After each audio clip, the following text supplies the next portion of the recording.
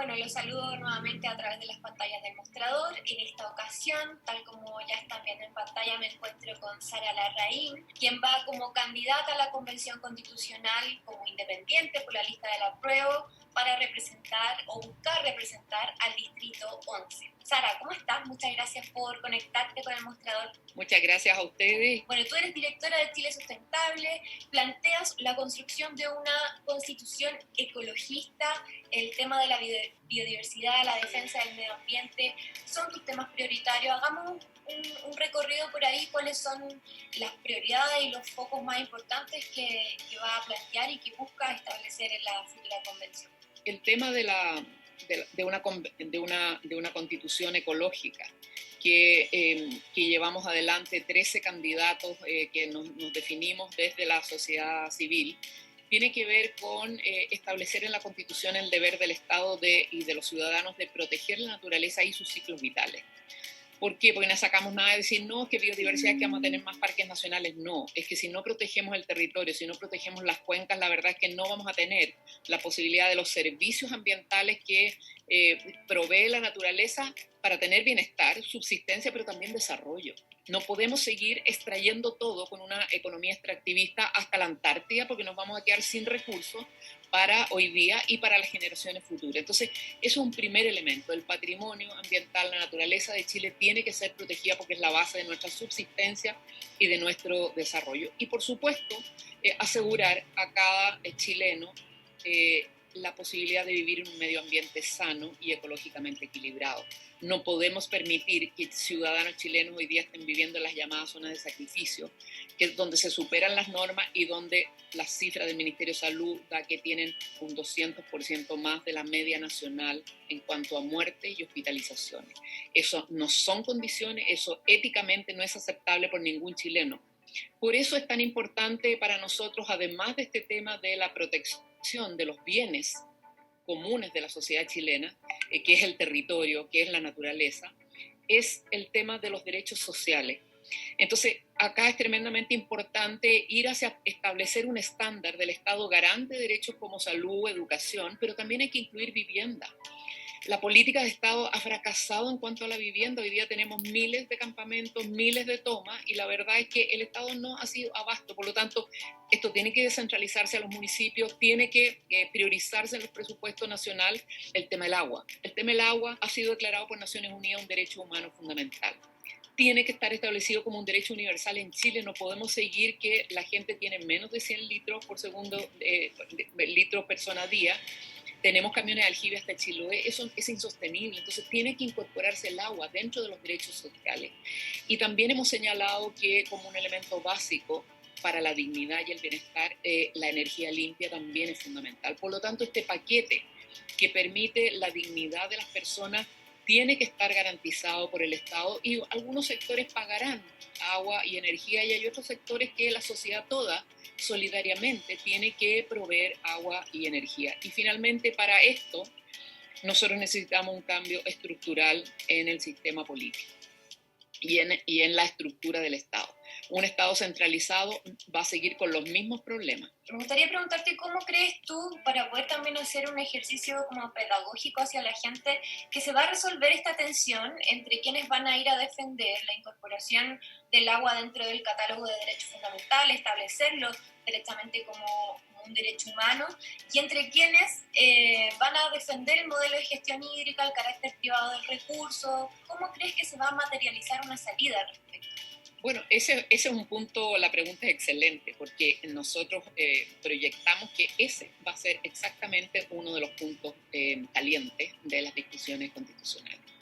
Ahora, hay varios elementos que son fundamentales. El agua hoy día, antes de la Constitución, está definida como un bien público, tanto en el Código Civil como en el Código de Agua. Y el Código de Aguas entrega derechos de aprovechamiento.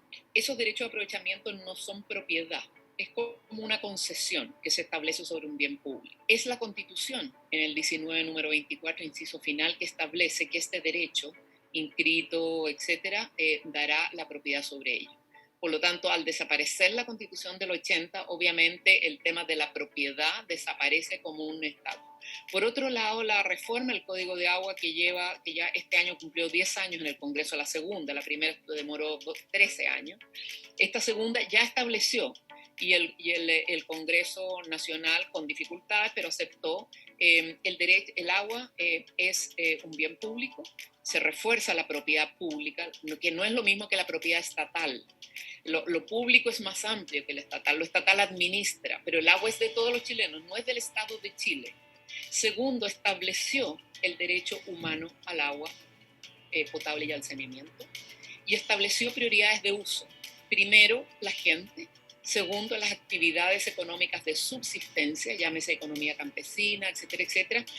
Después, la protección de las fuentes de agua, glaciares, humedales, cuencas, etcétera. Y posteriormente, la posibilidad de concesionar para actividades con fines de lucro.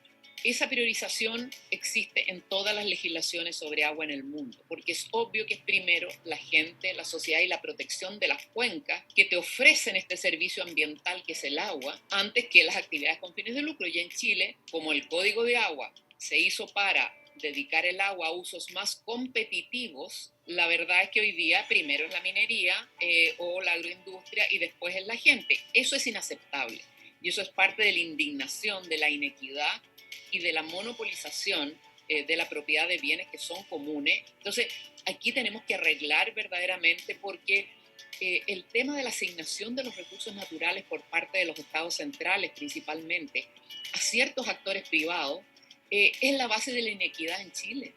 Yo creo para el tema del agua, derecho humano y todo lo vamos a tener los 2/3. Creo que sí, porque ya vivo un ejercicio y hoy día es un tema ampliamente conocido a nivel internacional. No hay posibilidad de convivencia pacífica sin una equidad en el tema del agua. Pero si no se lograra, yo creo que en el reglamento constitucional va a haber que innovar en una serie de elementos intermedios. Y, por ejemplo, temas tan claves como en el agua, si no hay un acuerdo en que sea un derecho humano y que sea un bien público y que tenga estas prioridades de uso, verdaderamente creo que hay que diseñar algún tipo de plebiscitos intermedios con el objeto de resolver estos nudos, porque no nos podemos arriesgar a llegar al final del proceso con estas cosas no resueltas y que la Constitución finalmente sea rechazada por la ciudadanía, porque resulta que todas las demandas absolutamente legítimas de la sociedad han sido bloqueadas por un tercio. A propósito del reglamento, siempre consulto a las candidatas y a los candidatos cómo se imaginan los procesos de retroalimentación durante el debate constituyente. ¿Cómo materializaría en concreto? Tú hablas de plebiscito intermedio. ¿Hay otros mecanismos que se te ocurren para poder establecer reglamentariamente? Absolutamente. Tenemos que pensar que los 155 son personas elegidas por la población. Y obviamente tienen que estar en un proceso que no es cerrado, sino que en contacto con los electores y tiene que ser un proceso permeable, no a puertas cerradas. Y eso implica que primero tiene que ser totalmente transparente. Eso implica que todos los debates y todas las votaciones, tanto de comisiones como de plenarias, tienen que ser públicos. Y públicos, claro, no cabrá toda la gente en los locales, pero al menos tiene que haber un canal que transmita permanentemente todas las sesiones. Segundo, tiene que estar abierto a audiencias públicas y por lo tanto todas las organizaciones, colectivos, municipios, gremios que quieran poner en sus posiciones, llevar propuestas escritas, etcétera, para la Asamblea Constituyente o la Convención Constitucional, tiene que tener ese espacio. Simultáneamente creo que es fundamental que los constituyentes se constituyan en los distritos, al menos en los distritos que los eligieron, y que puedan explicar cuáles son las tensiones que están habiendo, cuáles son los puntos en que necesitan ser resueltos, es decir, utilizar todos los modos de incidencia que hoy día se utilizan y que son totalmente legítimos en cuanto a libertad de expresión, para presentar esta vigilancia ciudadana al proceso constituyente y al mismo tiempo el cuidado de los ciudadanos de su proceso constituyente porque ahí se está jugando la soberanía de todo. Antes que se nos vaya el tiempo, te paso a preguntar ya por la otra materia de discusión, que va a ser la distribución del poder en el país, el sistema de gobierno. Tú eres de las partidarias que les gustaría mantener la tradición de un sistema presidencial en Chile o pasar hacia un semipresidencial o parlamentario de ser el caso. Yo creo que tenemos que discutirlo, pero definitivamente presidencial no. Yo creo que hoy día es una monarquía y claramente diseñada con una noción y con una mente autoritaria. Yo soy partidaria más bien de estructuras más horizontales, en el cual hay un diálogo entre el Ejecutivo, que ejecuta y administra, y el Legislativo, que es el que decide las políticas. Y yo creo que ahí habría que tender a lo más horizontal posible, pero creo que acá el desafío fundamental va a ser desconcentrar el poder en el Ejecutivo. Yo creo que acá la administración del Estado tiene que irse a regiones y a municipios. Nosotros creemos que tanto en términos de atribuciones políticas de decisión sobre el territorio, el desarrollo nacional, los proyectos, los megaproyectos que se van a desarrollar en los territorios, ahí tiene que ser el gobierno local el que decida con los habitantes y no desde el gobierno central, que resulta que entrega un título, por ejemplo, un derecho de agua, un derecho minero, y después el municipio puede participar comentando y la gente comentar el proyecto, pero no tiene ninguna incidencia sobre qué es lo que se va a hacer en su territorio. Eso no puede seguir ocurriendo en Chile. Más garantía para una estabilidad política y una mayor participación ciudadana y involucramiento de los ciudadanos en la gobernanza es el tener y el diseñar y dejar incluir en la Constitución los mecanismos de democracia directa. ¿Cuáles te parecen prioritarios dentro de los mecanismos? Bueno, yo creo que el plebiscito hay que dejarlo establecido muy ampliamente para todo tipo de uso. Particularmente proyectos en el territorio, presupuestos participativos, las prioridades del municipio, del gobierno local o del gobierno regional. La sociedad tiene el derecho de decidir las prioridades en cuánto se van a gastar los dineros públicos. Creo que todo lo que tiene que ver con control de los programas y derogación de mandatos, es decir, que la ciudadanía pueda controlar a las autoridades que los representan con algunos instrumentos. Yo creo que eso es absolutamente fundamental. Al menos esos 2 o 3 instrumentos, creo que la iniciativa popular de ley, ya no solamente que va hacia el Ejecutivo, hacia el que administra, sino que hacia el Congreso Nacional, también debiera ser un mecanismo.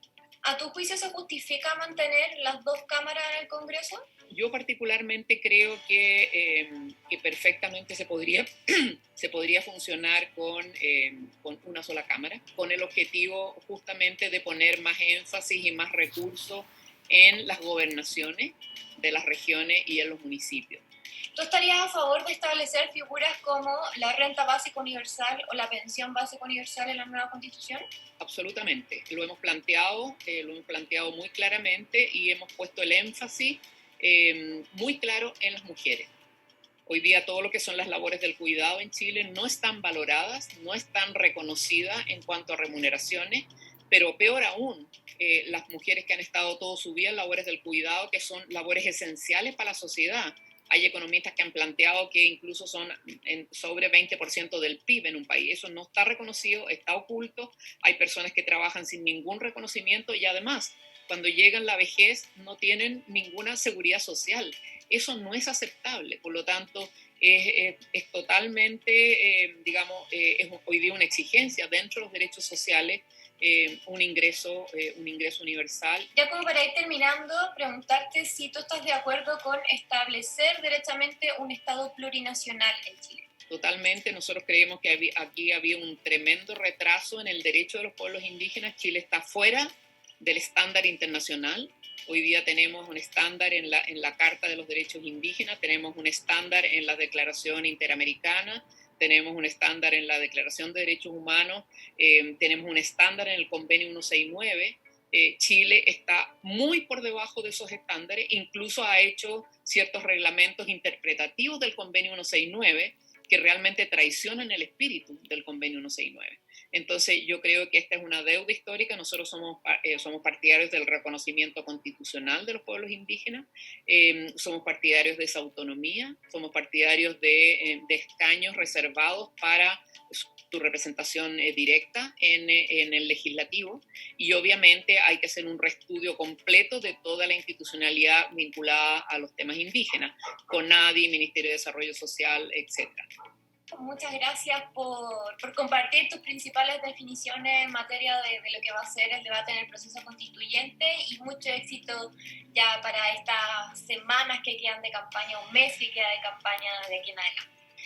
Yo quería hacer un llamado a todos que vayan a votar. Aquí nos estamos jugando los próximos 40 años por lo menos, y la verdad es que tenemos que ser tremendamente comprometidos y con mucha responsabilidad, con mucha mística. Acá tenemos una oportunidad histórica y tenemos que participar todos. Muchas gracias. Perfecto, Sara, muchas gracias a ti, que estés muy bien.